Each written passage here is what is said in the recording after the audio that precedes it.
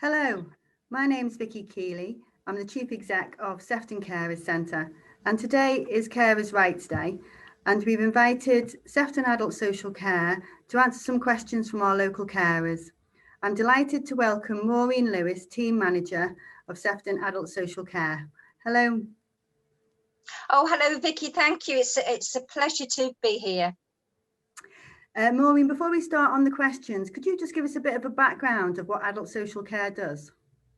Yeah, there are a number of different teams within adult social care, and all those teams support carers and family members as part of their interventions and teams.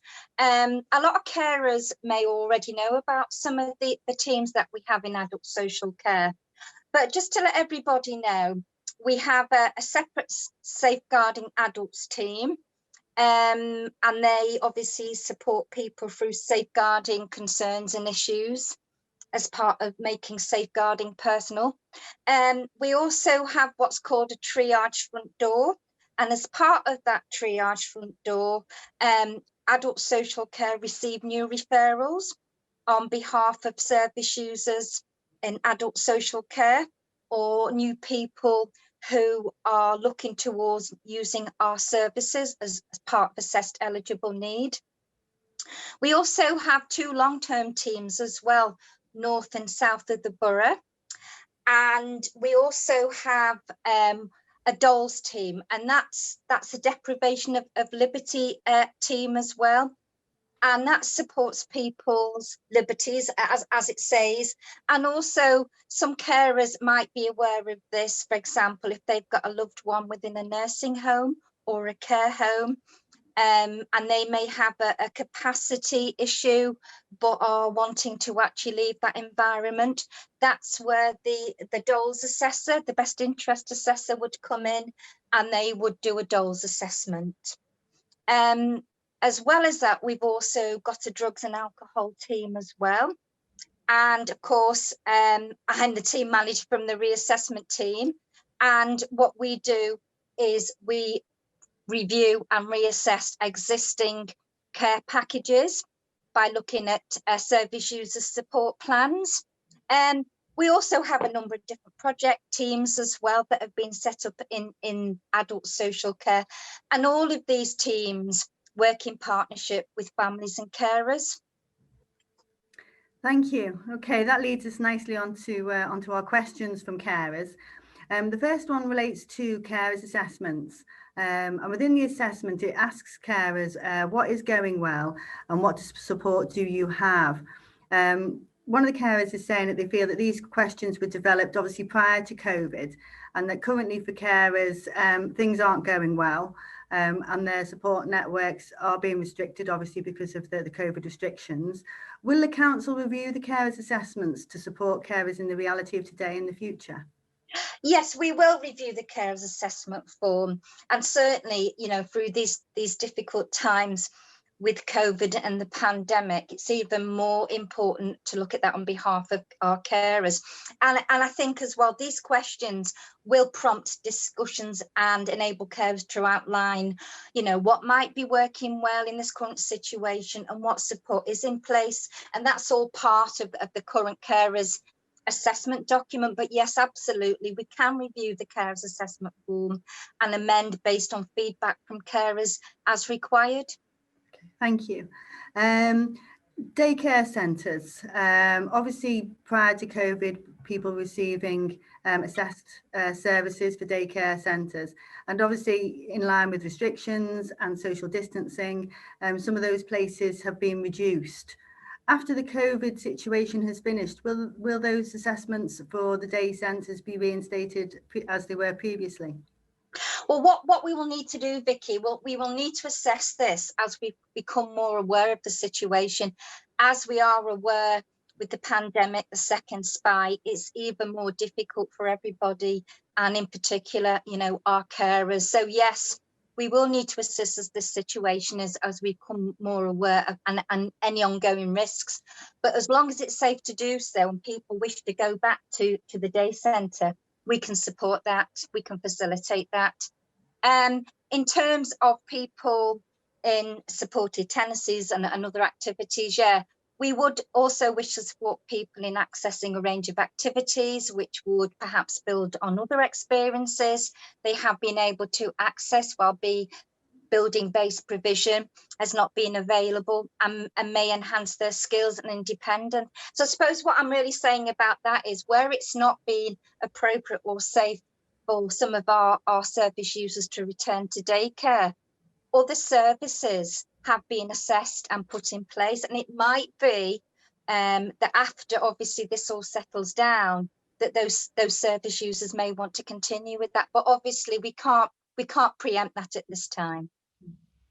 One of the questions that's coming from our carers is about the money that's been assigned prior to COVID for day centres respite.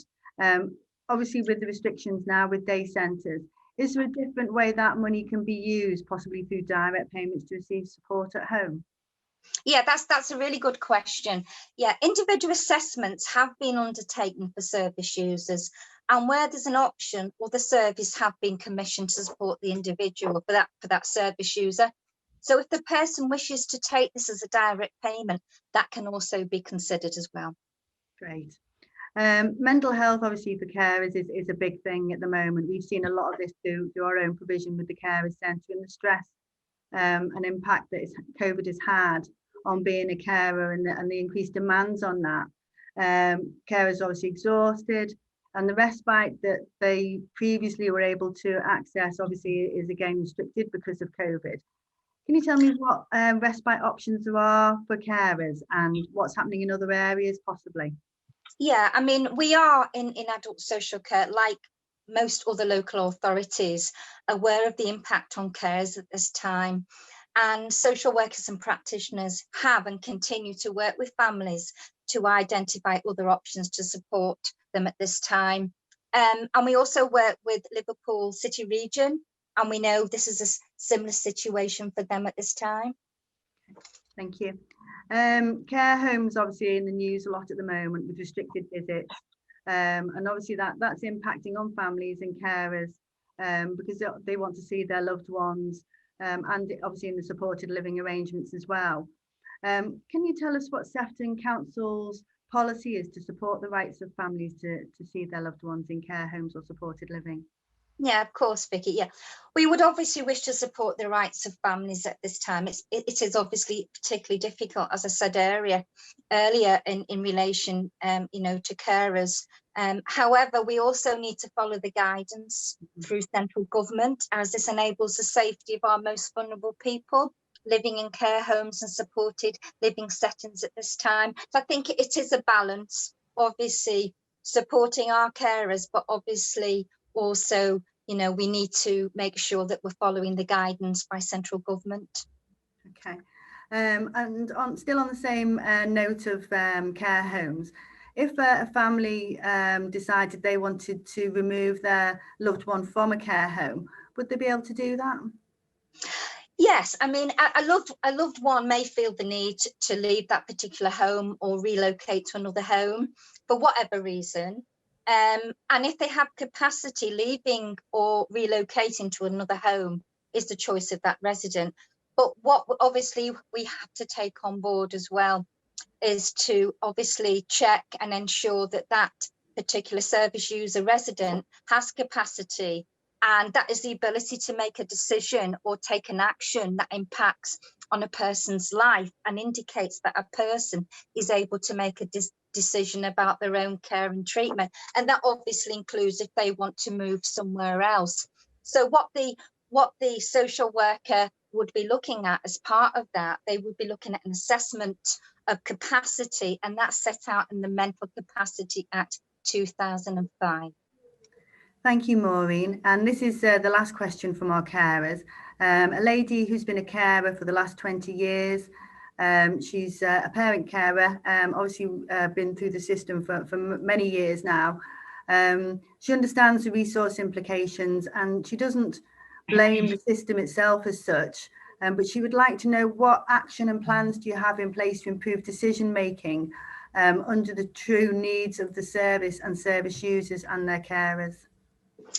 Yes, that's a really interesting and good question, Vicky. Yes, we are aware of and managing the impact of reduced funding capacity. However, we do ensure that we consult with our communities, our people who use our services, and their families and carers to help us better understand the impacts. We also ensure that cabinet members are fully aware of our plans and processes and where any changes or developments are being considered, so that they're fully briefed and understand the impact of decisions made within Sefton Adult Social Care. And finally, from me, with regards to the council strategies for carers, what is the future of that strategic planning on your side regarding carers? Yeah, carers will be invited to consult and inform on the strategy as it's developed. So I think that will be a really good opportunity for our carers to be part of that strategy as it develops. And is that the Sefton Carers strategy? It is the Sefton Carers strategy. Maureen, thank you very much for your time today. Pleasure to speak with you, and take care. The pleasure's all mine. Thank you very much, Vicky. Thank you for having me. Thank you.